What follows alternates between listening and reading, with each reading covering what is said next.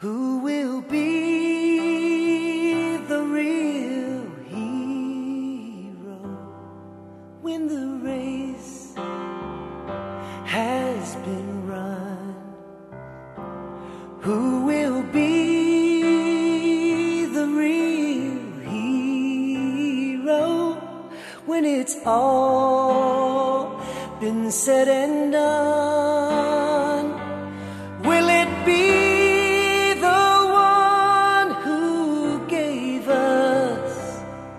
everything they had to give?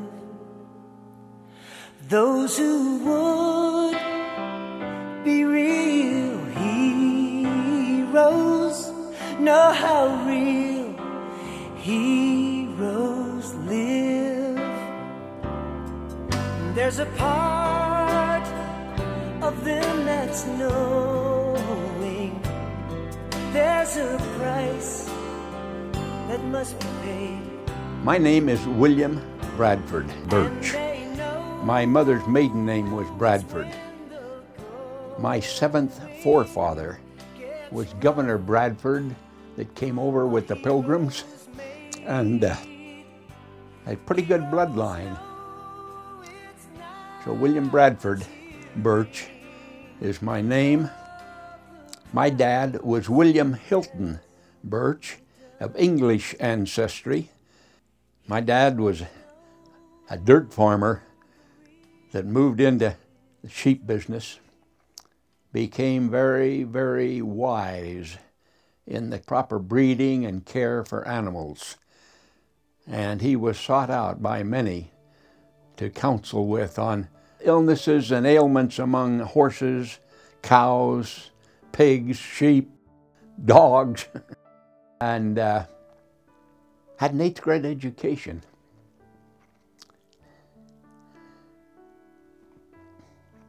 But could teach college-educated vets a thing or two about the care of animals. My mother was Estella Pearl Bradford, and she used to tell the stories about when they wired the house with electricity. And you didn't have to clean that old chimney and the coil lamp any longer. You didn't have to get a match to light the light. You could just throw a switch and the room was lit. And it was just a cord hanging out of the ceiling with a light bulb on it. And then they talked of bringing plumbing into the house, and she didn't quite understand what plumbing was. And her mother says, "You know the outhouse out there? We're going to bring that facility in the house." "Mom, you're not going to bring that stinking thing in the house." And they plumbed their house. So they had a bathroom in it and running water. You didn't have to go to the well and pump the water. You could turn a tap and have water right there in the kitchen. My mother boiled it down to behave yourself, be good. You know what's right, you know what's wrong. Now behave yourself. Don't have me scolding you anymore. I am amazed at what must have taken place in the spirit world before we were born. We must have had some grand experiences prior to coming here. We're told that we chose our parents, our heritage, our bloodlines. Oh, I made a great choice.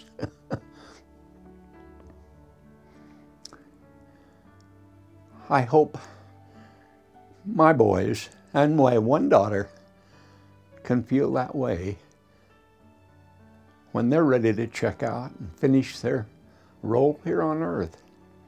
They can look back and realize they are of a royal generation. We can show the way, we can counsel, we can talk, but they have their free agency, and they will do what they choose to do. We can pray for them and seek well-being, but the final act is in their hands, as it has been in ours, and will be in the generations to come. I have often heard that the greatest waste in this world today is what we might have been as opposed to what we are. What we might have done as opposed to what we have done. The greatest waste is that difference. And that makes you sit back and wonder, how well have I done? How well could I have done? Have I done what was expected of me? My prayers often now are, Father, I want to experience in this mortal body everything Thou hast for me to experience. If it's pain and suffering, I want it to come. I want to have all the experience that Thou hast for me. If it's tenderness and love, great. I just want to share the whole thing and hold fast to the end. That's a Navy term. Stay faithful to the end. And that's my desire now. I look forward to departure. I'm ready for it when it comes. And my life has been preserved way beyond doctor's anticipation of what I should have. And the healing hand of the Lord has provided that over and over in the last few years of my life. As far as dying, no regrets. And just like Baden-Powell said, happy to go. Nothing but gleeful anticipation of greeting my mother once more, shaking hands with Dad. I told you this, going to my mother when my sister called and said, she's not going to make it, come quick. I flew down, went to her bedside. She was laying there, I thought asleep.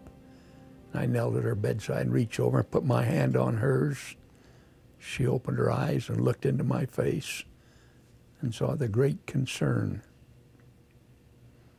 Patted my hand, oh, Bill, Bill, you know how much I've always loved to travel. This next trip's gonna be a doozy.